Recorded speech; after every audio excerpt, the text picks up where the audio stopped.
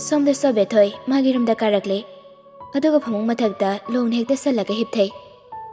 Mamituna, Siling de Yankatuna, Makut Anina, Nakal Nakala Fandoglaga, Mangduna Lake.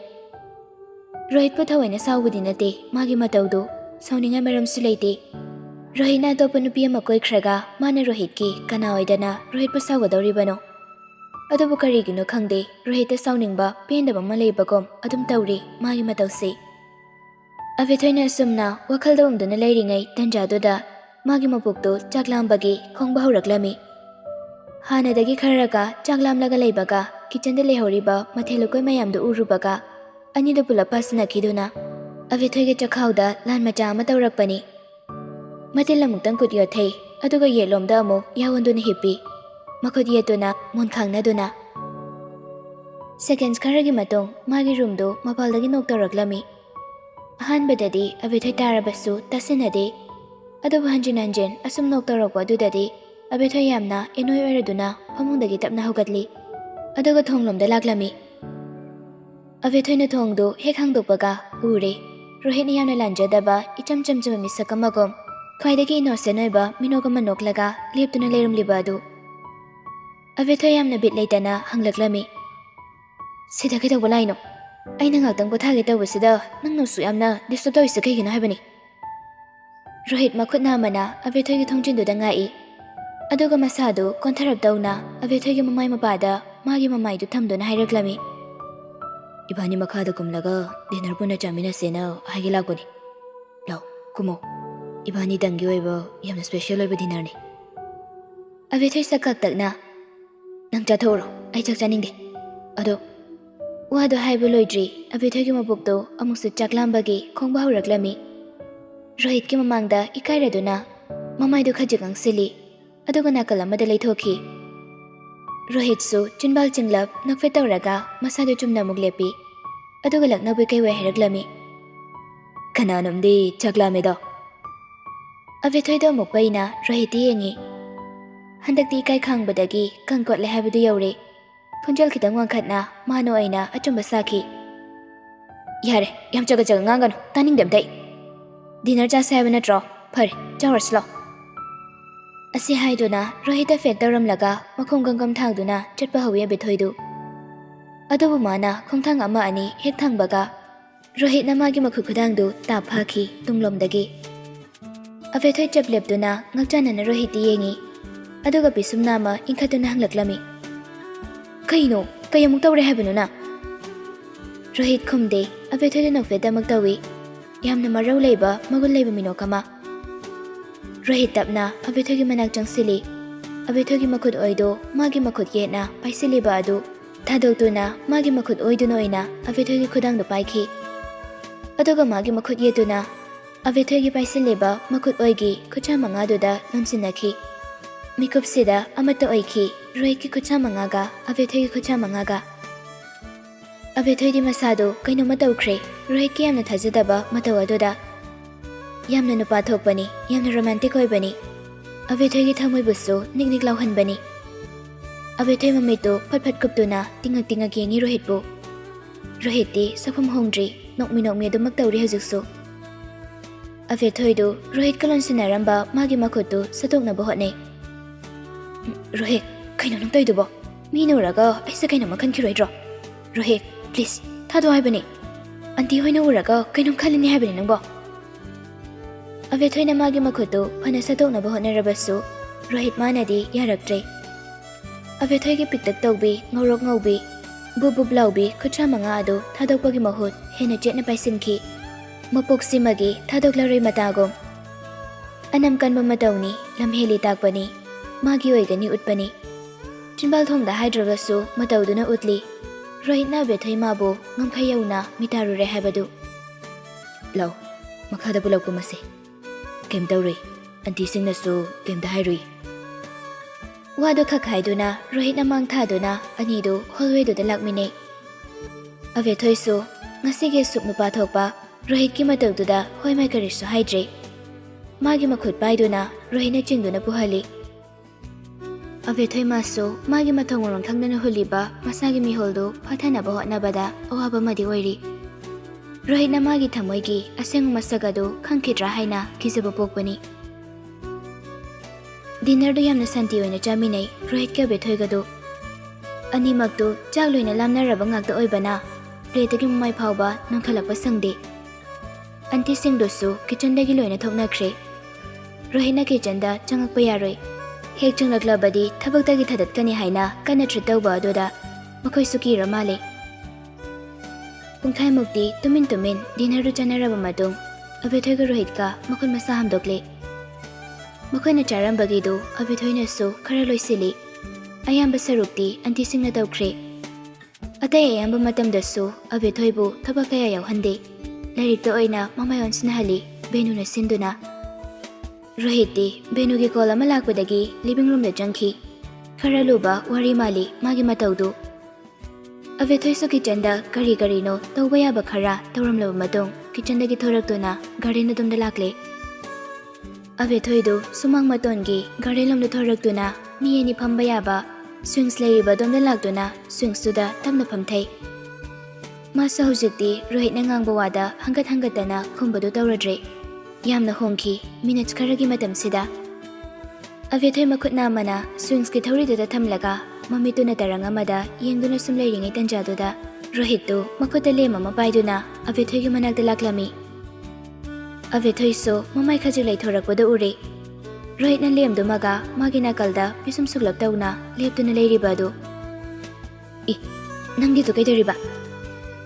Rohit so tawna Bethoi da chaithalai. Nangawrbo asuk yam mamba mafam sida lai chamata yaudana natomni chali do kizadrona. But thoglaga ne nangmai phara pujakhisani.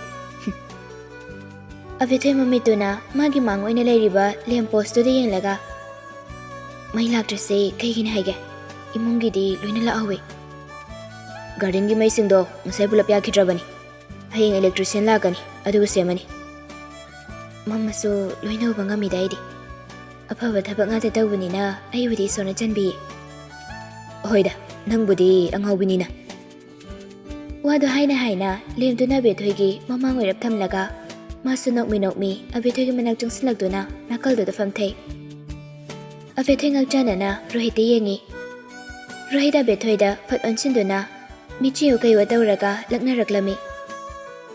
Prithivida khwaida masak phajaba nupa ama nangi nakalda phanglokpagi harawirona. Bethoi pairapna Rohit yengi aduga sugalap tawna hairaklami.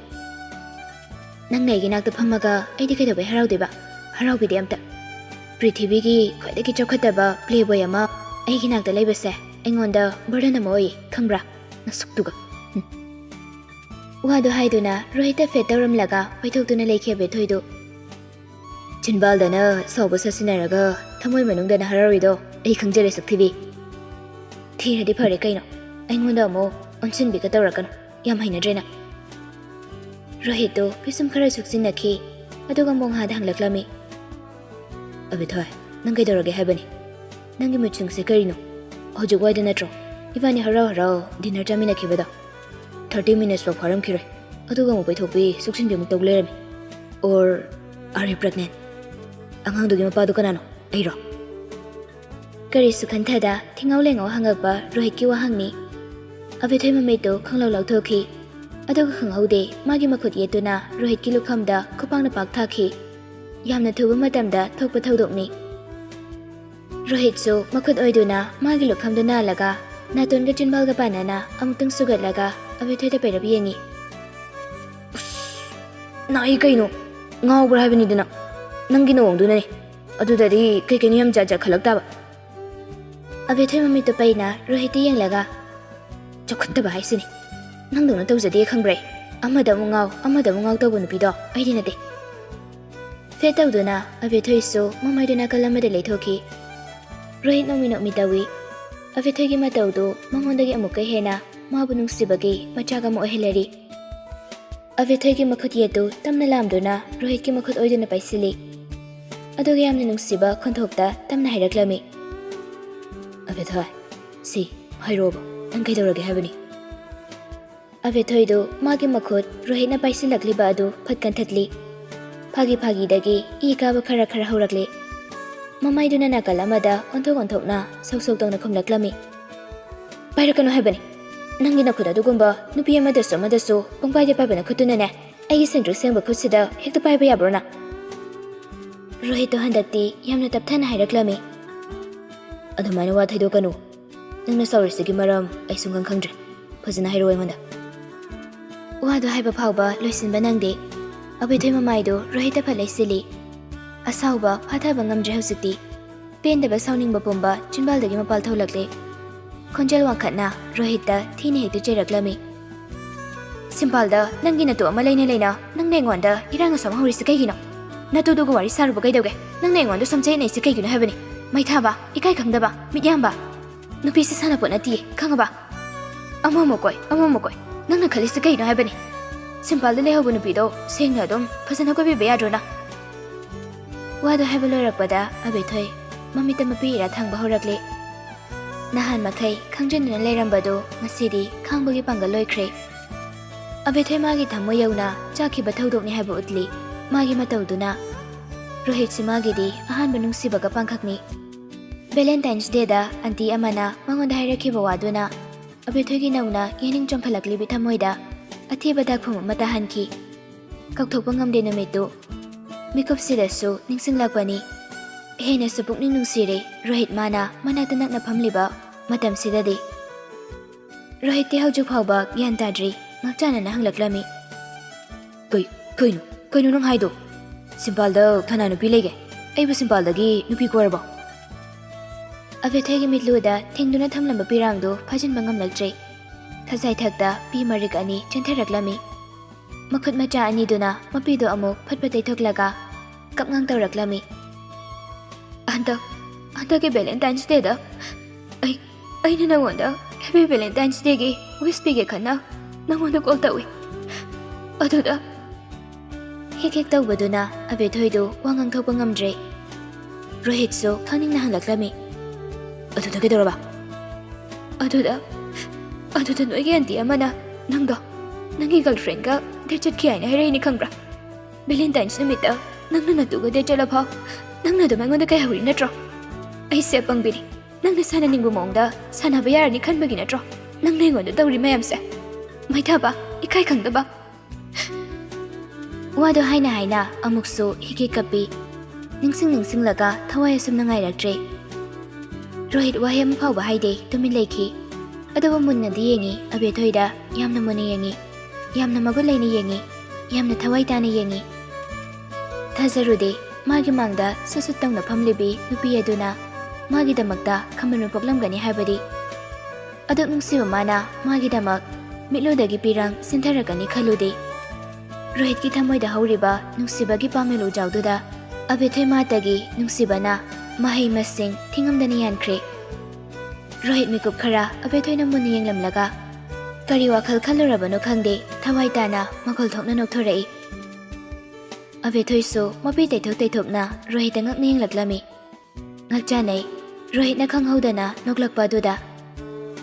Abethoi perum tauna amusai raklami. Yengoto aina kapaga nangna no isudra. Aina ngangbu wada nangna phajana tabedri seuraba. Ai su kaisu laidana nangna khanbai natra. Ai se phagi ne aina nangna khanba natra. Aduna aina nangonda wahai amata hairoiba. Nangdo dum aina ignore tawdoini. Wahai do hairaga Abethoi phamlambadagi fukhagatli. Aduga makhom gangam thangduna chatkhi. Abethoi na khongpham ahum mari hek thangba haubaga paromdagi no khanghaude. Rohit su phamlambadagi fukhagatki. Aduga Abethoi gi matang prabam inakhi. Abethoi na jana mapi taithoge khana makhut yetu phathangat baga. Makhutuna magi khaja yaudringai Rohit na magi makhutu taphaduna khangjung sinki Rohit magi mathada. Makhut ani jangna chena konki Rohit na Abethoi bo yamna chena konki. Abethoi sumikup kharadi gyan ngaubani Rohit ki mataudu. Masada mukna bo hotnai adubu ngamde. Rohit na chena konki bana lengbot pangamkhide. Abethoi so ngai hakdi tumine lei. Rohit so wahai mu phauba hairakte. Mikup kharadi numidang dugi achikwa aduna makhogi akoibadu pikthalhali. Mayek sengna thokliba ing launa fajabi tha jamagi mangalduga Rohit na ngasai pairakpa lemdugi mangaldunaga maingal khajik piri mafamadu. Abethoi wahai ama haige khana maya hekka thobaga Rohitna magi yet thangba nakong mayada itap-tapa khonjalda saklai isai matek ama. Isai du loirakpada Rohitna Abethoi-bu koliba du thadoklaga masadu chumna lepi. Abethoi su mamai nontaduna tumin lepi. Rohitna kari hairakpa haina ngairi tana bahaiduna. Rohit makhut aniduna khongrogi pocket humna nokmi Abethoi yenglaklami. Nangi sengwada jealous kari raba. Abethoi khumde mamai phatnon khaduna munni yengduna lei Rohita. Rohit ke do phajaba khonjaladuna saklakpa marau leiba mayek adugi isai aduna magi masa pomba hypnotize tawhanbagom. Rohit naton ga pisong panana amuktang sugatlaga moli makha taraklami. Aiga Valentine's Day numita chaliba nupido ai girlfriend ati. Aingonde amna obsessed soizabi ai fan girl. Promise aina haise thajau. Ainane mangonda dumso nongnabiri khangbro aduga thina sungangani. Abethoi su gyan lakladuna Rohita pisumna nga inkaduna hanglaklami. Sangwero nang haida phagi oramadi kamai tawdoiba. Rohit nokmi tawna magi khudombina Abethoi gi naton matonda fatheng laklaga hairaklami. Aise nang dawna chinthiba mina de khangbro mai cutie bai. Abethoi mamaido khajingang silai.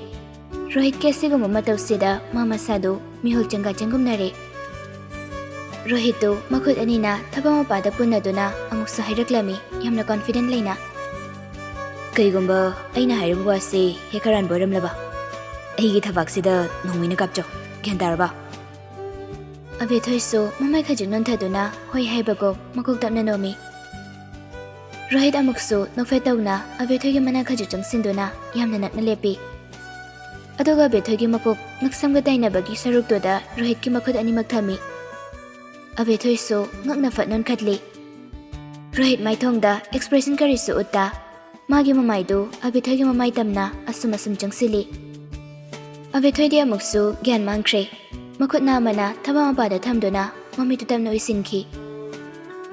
Abethoi na mami uisinki ba adu ubada Rohit jinbal khajik lengduna nokfetawi. Aduga Abethoi gi laibakto oina amukta nungsina chupi. Rohit magi laibakto na Abethoi gi laibakta ngathabai kai waithenglaga tamna hairaklami. Bhapna dolan sabi nangi wakaldo thalaiba kagre. Ase hairamduna Rohit to magi ngaksamoida thamliba makhut ani du thadoi. Aduga Abethoi gi makukta tablamna kaksi halamlaga mafam madudagi khonglei thuna chenki. Abethoi matomta hundoklamlaga. Abethoi su makuk na mana makuk du khajik na dona Rohit na chen ki badomda pisam suglab yenglaga lehawi.